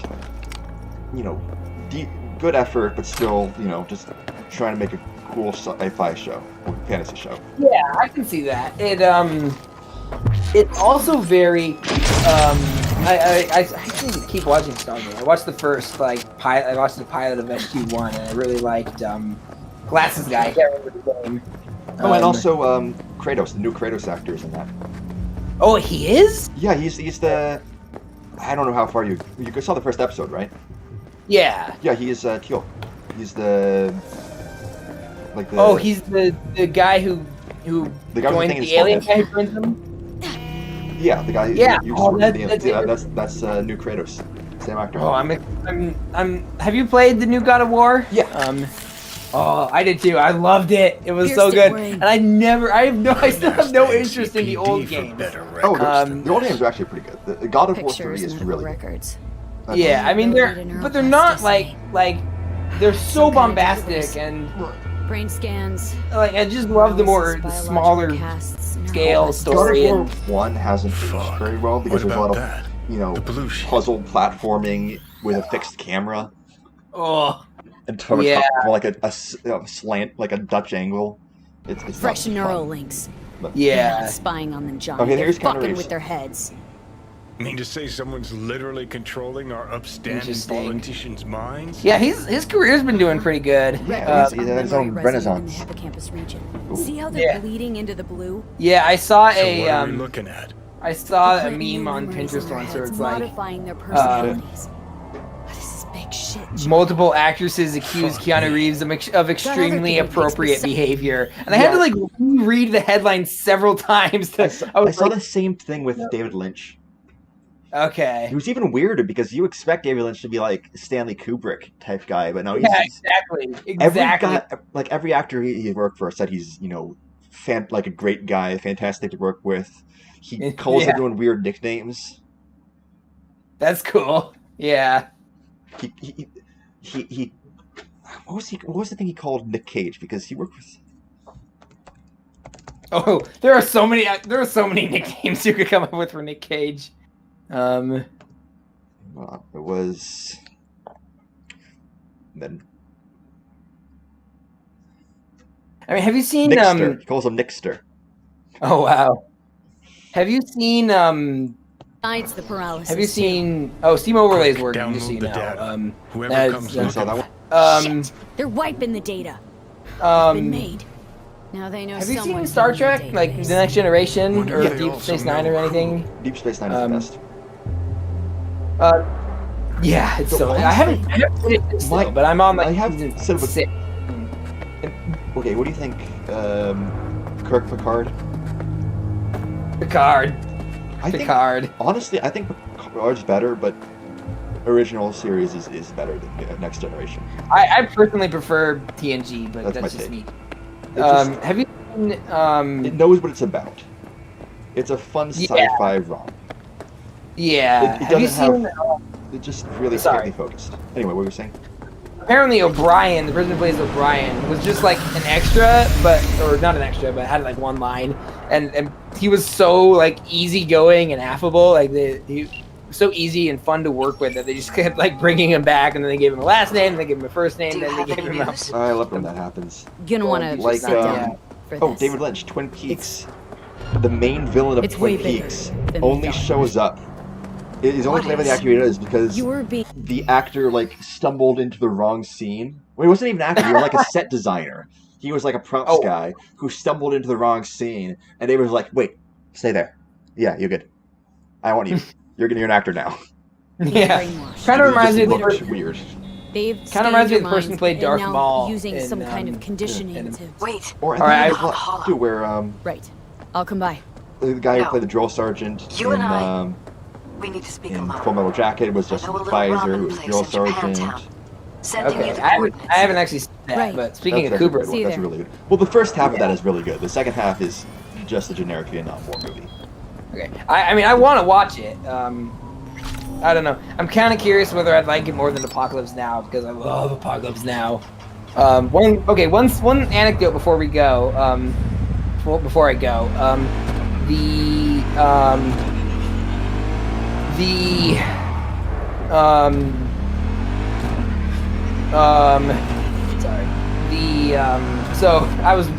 so I was watching Apocalypse Now with my dad. Have you seen? First of all, have you seen Apocalypse Now? Okay, I was watching it with my dad over the summer because he hadn't seen it and I had seen it. It had been a while, and we were watching that scene where the cook and Martin Sheen are exploring, in the jungle, and it was the tiger attack scene basically. And my dad was totally scared by the tiger scene. And I was like, I found that interesting, well, it was fun and funny, but I found it interesting because there's something more primal about facing a tiger that's trying to eat you than a person holding a gun, It's just a survival thing. Which is why I use a sword. Yeah. All right. Well, I'm gonna have to sign off here. See ya. Do you want me to end the stream, or do you just want to? Yeah, You want to end the stream? All right. Let's definitely do this again sometime. We'll work out the time later. This weekend I'm pretty free, except I'm free after 2. if we get on right at 2, I'm gonna be like bleh from work, but I'll still be able to do it. Tomorrow I'm free too. We'll talk about it later. All right. Okay. See you. Bye.